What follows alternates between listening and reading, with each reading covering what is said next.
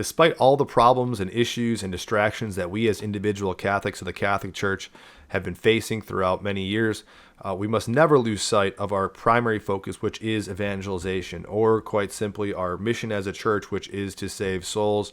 I think this is the most important thing we can never lose sight of, and unfortunately we are doing a very, very bad job at doing this.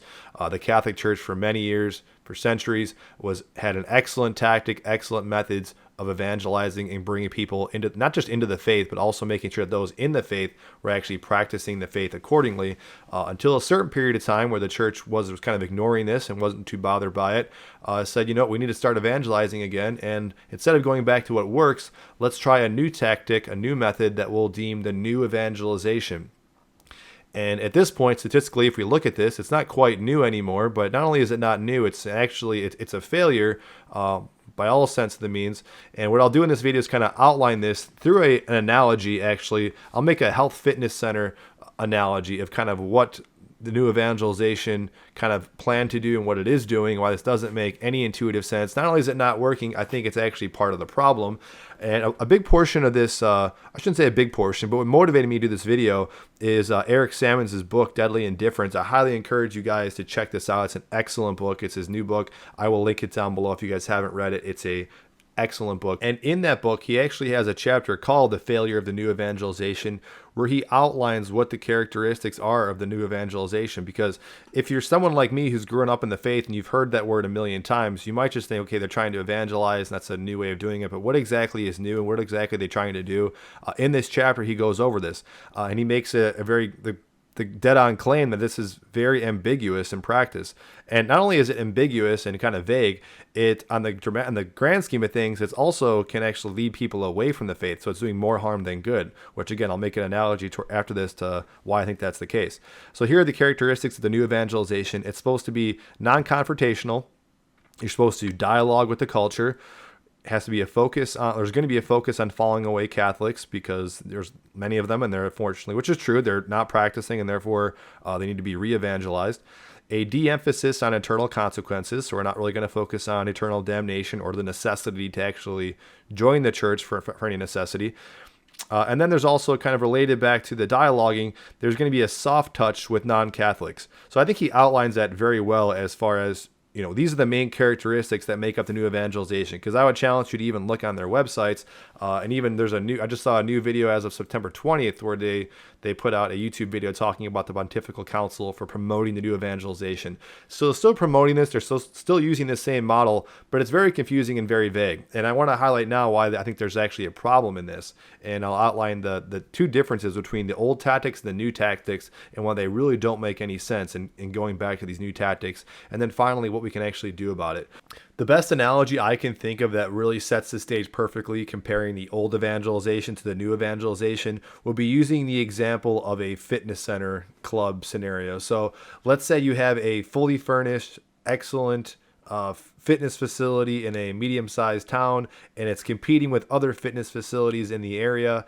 And this fitness facility has been doing awesome. They've been retaining their membership. They've been getting new members, and they're doing so through tried and true methods, through really good advertising, really good sales, and then most importantly, providing the best service in town and getting people physically fit and active and providing the results they're selling and essentially guaranteeing. And they also are encouraging their clients, their members, to get out in the community, their staff, I should say, to get out in the community and actively, sell this to everyone they know, their family, their friends, their acquaintances, because not only will it help the gym itself thrive and keep going on, but also because, most importantly, it's delivering results and it's going to improve the lives of those people around them. And this is basically the basic tried and true tactics that the Catholic Church did. It was actively advertising, actively promoting the faith as the best and the means of salvation. And most importantly, it was delivering on its results. It provided communities that were thriving. It was providing faith and a lifestyle that was providing great quality of life in a variety of situations. And it was basically working. The Catholic Church was thriving and growing, and it was doing great. Now let's fast forward to the quote unquote new technique. We'll go back to our fitness center analogy here. And there's a new manager that comes in the fitness facility. He says, you know what? I don't think these methods really are working too well, even though we're getting new members, we're retaining members, everything's working well. They said, I want to try something new to really, branch out our services. And by new, what I'm going to do is I'm going to propose a kind of a two-pronged approach. The first approach that I'm going to suggest we do is we start dialoguing with our fellow competitors. So we're going to get rid of all this business saying that we're the best fitness center in town. I think we shouldn't really say that. We should dialogue, start talking to the other fitness centers, reach out to them, find out what services they offer, not to try and compete with them or find different advertising techniques. We just want to find out, really what they do. And let's just try and work together as a community. Even though we're still competitors fighting against kind of different goals, I think if we all talk together, it'll get the community as a whole healthier. We'll get everyone more fit, more active, which is good. And that sounds good, right, on the surface. That sounds okay. But inevitably, this presents some problems in a number of ways. One of which is basically that having this kind of quote-unquote non-competitive environment, and naturally, one of these clubs is not going to do so well. Some of these clubs might be higher on top. Some of these clubs might be kind of lower with how this approach is really going to work out. And then it also puts in some natural implications to the individual clients that are currently there or prospective clients that might think about joining the health club. Because right now they're going to start thinking, instead of you previously saying that, hey, we're the best fitness club in town, this is where you should be joining, we'll get you the best results. Now you're kind of putting this other idea out there that, well, hey, these other clubs are pretty good. They have other stuff to offer as well. We're not going to say we're the best. We're just say we're a pretty good one of many. And so already you're going to have clients that are maybe the current members might start thinking, well, if this isn't the best club, maybe I should try some other options, or maybe I don't have to attend here as frequently. I can go try out some other stuff. And then also for potential clients that are thinking about coming in, now they also are thinking the same thing about, well, are you really the best gym in town? Are you just one of many options? Maybe I can do a multiple gym membership and I can try a little bit of this, a little bit of that. So you can already see where this is the problem starts presenting itself. And this is kind of what starts to happen. This is what Eric Sammons actually argues in his book as well, that this whole new evangelization naturally starts occurring when you start dialoguing with other religions, not just with evangelization, but just with people that are within the faith already. If you start opening these doors that there's other options and you're not basically saying, hey, this is something, we are the best, this is where you should be staying, these other ones are kind of not as good, that inevitably starts opening those doors for, again, the current Catholics and also people that are trying to convince to actually join the church itself. So while they're saying that, yes, there's many approaches, there's many ways you can get healthy and fit, the same thing can be said about your religion. There's many religions and there's many paths to get to heaven. So that was the first approach that this new manager is going to use when he's coming into this health club to change things up. The second part in this two-prong approach that this manager is going to start implementing is he's going to say, tell the staff and clientele, hey, instead, I don't want you really actively getting out there promoting the club, saying it's the best and it's so awesome to your, friends and family members. Instead, I really want you just to live it out through your actions. So, try and be the healthiest, fit person you can out there. And then hopefully those people around you will want to join and ask you questions. Now that might work a little bit, but there needs to be some element of, like a sell or some, element of just, telling people, where to go and why you think it's so awesome. This is the equivalent of proselytizing that Pope Francis has said many times he thinks is not just not good, but also a sin. And proselytizing just means, the definition is the action of attempting to convert someone from one religion, belief, or opinion to another. Which, again, when you read that, we could spend a whole nother video talking about that, but it kind of makes sense that if you want to really convert people in an adequate way, there's going to be some element to that. Not forcing people, not shaming people, not judging people into into joining, but actively kind of selling people on why it's so good. So not only that does the manager want the staff and the clientele to, not actively promote it, he's also going to start telling his staff and clientele, hey, we really want to be more inclusive in our fitness center. I really want you to get out there and find some practicing basketball players, practicing racquetball players, and I want you to start really, telling them that they're really welcome. We really want them in our fitness center. And then someone inevitably is going to ask, maybe a staff member comes up and says, but we really want them to come in here, even if they still practice basketball and racquetball. Yes, we definitely want them to, the manager says. But what if we don't have a racquetball court or a basketball court? Are we planning on getting one anytime soon? No, we're not planning on doing that at all. We're definitely not getting any racquetball courts. We're not getting any basketball courts. But we'd still love to have practicing basketball players and racquetball players in here. We want them to know that they're welcome. Now, that's kind of what's happening with this inclusivity argument as well, that you're ultimately reaching out to these groups that have kind of totally different conflicting beliefs, which starts muddying the waters. If we put a hard stop right there, to go back to our fitness center analogy, the current fitness center members might be like, I see you're getting a lot of racquetball and basketball players. Is this turning into a basketball gym or a racquetball gym? And then again, the manager say, no, absolutely not. And then you have the basketball players and the racquetball players, asking the manager, hey, I know, hey, thanks for having us and we're welcome here, but are we going to be able to play basketball or racquetball anytime soon?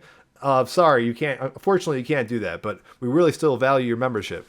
Now, we can see this isn't the best idea from a facility management standpoint. This method really won't last for long, because you're going to have your current clientele confused on what the direction is of this fitness center. They're confused if it's still the only and best game in town.